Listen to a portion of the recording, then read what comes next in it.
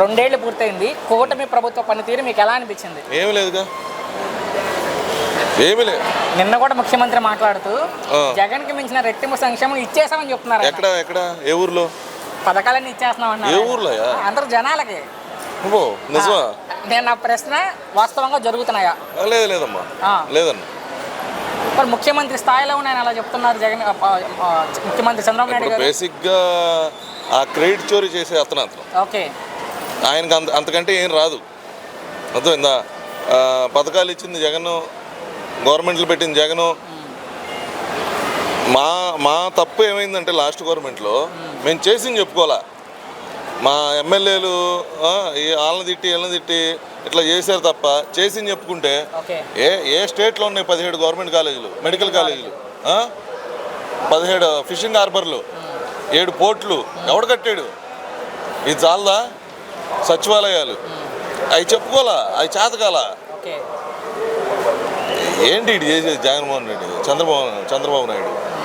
Sir రీసెంట్గా మనం చూసుకుంటే భోగాపురం ఇంటర్నేషనల్ ఎయిర్పోర్ట్ పూర్తయింది. అవునండి. ఆ క్రెడిట్ ఎవరిది అనుకుంటున్నారు మీరు?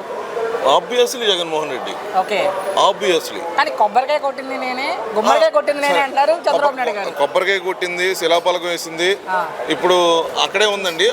అక్కడ ఉందండి, అక్కడ ఉందా ఎయిర్పోర్ట్? చెప్పండి, మీరు చెప్పండి, పర్లేదు. వేరే చోట అక్కడ ఉందండి ఎయిర్పోర్ట్. ముఖ్యమంత్రి గారు ఆ స్థాయిలో ఉండి చెప్తున్నారు. మరి ఆయన అంతే, ప్రజలుగా మనం చెప్పాలి. ఒక్క నిమిషం అమ్మా, ఒక్క అది అది అక్కడ కూడా తీసుకోండి. వస్తా ఒక్క నిమిషం వస్తానా? నా వైపు సరే ఒక్క మాట. అవును, ఒక్క నిమిషం మీరు కూడా మాట్లాడతారు. సో జగన్ గారు పదే చెప్తుంది, మొన్న కూడా చెప్తుంది, ప్రస్తుతం రాష్ట్రంలో రెడ్ బుక్ రాజ్యాంగం నడుస్తుంది, అక్రమ కేసులు పెడుతున్నారు, గొంతు నొక్కుతున్నారు అంటారు జగన్ గారు. వాస్తవంగా అలాగే ఉందా పరిస్థితి ఏపీలో? కొద్దిగా. సో జగన్ 2.1 మీద మీ అభిప్రాయం ఏంటి? ఆయన చాలా సైలెంట్గా ఉంటారండి నాకు తెలిసి. ఆయన నాకు పర్సనల్గా జగన్మోహన్ రెడ్డి గారు చాలా తెలుసు. ఆయన సైలెంట్గా ఉన్నారు. 2.0 వచ్చింది అనుకోండి, వస్తారా జగన్మోహన్ రెడ్డి గారు మరోసారి ముఖ్యమంత్రి అవుతారా? నా ప్రశ్న అది. ఖచ్చితంగా గెలిపించుకుంటామండి. రికార్డ్ అవుతుంది, ఖచ్చితంగా గెలిపించుకుంటామండి. అవతల 3 పార్టీలు ఉన్నాయి, ఖచ్చితంగా గెలిపించుకుంటాం. పవన్ కళ్యాణ్ గారు ఉన్నారు, 15 ఏళ్ల పాటు మేమే ఉంటామని పవన్ కళ్యాణ్ గారు చెప్తున్నారు. నా పేరు కళ్యాణ్ నరేష్ చందు, నా జగ్గయ్యపేట, తొరగండపాలెం, 8-148 నా ఇంటి నెంబరు. అంత కాన్ఫిడెన్స్ జగన్ గారు మరలా గెలుస్తారని? జగన్మోహన్ రెడ్డి అంతే. మేము ఎవడు జెండాలు మొయ్యం, 7 పార్టీకి వెళ్ళాం. మేము సింగిల్, అంతే. పవన్ కళ్యాణ్ గారి మీద మీ అభిప్రాయం ఏంటంటే? ఉంది సార్, పవన్ కళ్యాణ్ ఈయన చంద్రబాబు ఎట్లా ఆడిపిస్తే ఆయన అట్లా ఆడతాడు అంతే తప్ప ఆయన రాజకీయాలు రాకముందు ఒక తీరుగా ఉన్నాడు. రాజకీయం వచ్చిన తర్వాత కూర్చోవడం, లేదంటే లేదు. డిప్యూటీ సీఎం అనవసరం, 5 శాఖల మంత్రి ఇప్పుడు ఆయన. దాంతో పాటుగా ఏం చేసినా ఏం లాభం సార్? ఒక డెవలప్మెంట్ చేసి ఉంటాడు, ఏదో ఒక ఊరిని దత్తత తీసుకొని ఏదో రోడ్డు వేసి అది సరిపోద్దా? ఆ ఊరికి సంబంధించిన బాగోగులన్నీ చూసుకోవాలి కదా.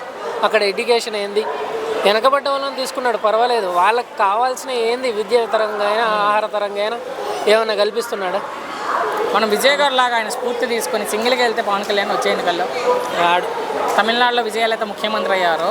ఆయన దాంట్లో ఎంగిలి మెతుకు కూడా పనికిరారు. ఆయన అంత పెద్ద హీరోని, ఈయన అంత పెద్ద హీరోని సినిమా ఏం లాభం సార్, చెప్పుకోవడానికి తప్ప ఏం లేదు. సో మరి ఏంటి ఆయన రాజకీయ భవిష్యత్తు ఎలా ఉండబోతుంది పవన్ గారిది అంటే? ఎట్లా ఉంటుంది సార్, ఇప్పుడు అన్ని అనుభవాలు అయితేనే ఉన్నాయి. ప్రతి ఒక్కటి చూస్తుండే సార్. ఇంతకుముందు అనేది ఒక వార్తలు చూస్తేనే తెలిసేది. నెట్ వార్తనే చేతిలో ఉంది, సోషల్ మీడియా వచ్చాక మీడియానే చేతిలో ఉంది, అన్ని తెలుసుకుంటున్నారు. ఇక మరీ మళ్ళా నమ్మి వాళ్ళకేస్తారు. ఒక్క మాటలో పవన్ గారి గురించే మాట్లాడుకుంటే అసలు మీ అభిప్రాయం ఏంటి పవన్ గారి మీద రాజకీయంగా అంటే? రాజకీయాలు రాకముందు మంచిగానే వాగ్దానాలు చేశాడు. అక్కడ ఇక్కడ చేశాడు, కొంచెం సాయం చేశాడు. ఇప్పుడు ఏం లేదు సార్. రాజకీయంగా వచ్చిన తర్వాత చెప్పినే నిలబెట్టుకుంటే మంచితనంగా ఉంటుంది, కానీ నిలబెట్టుకొని రాజకీయం చేస్తే ఏం లాభం సార్?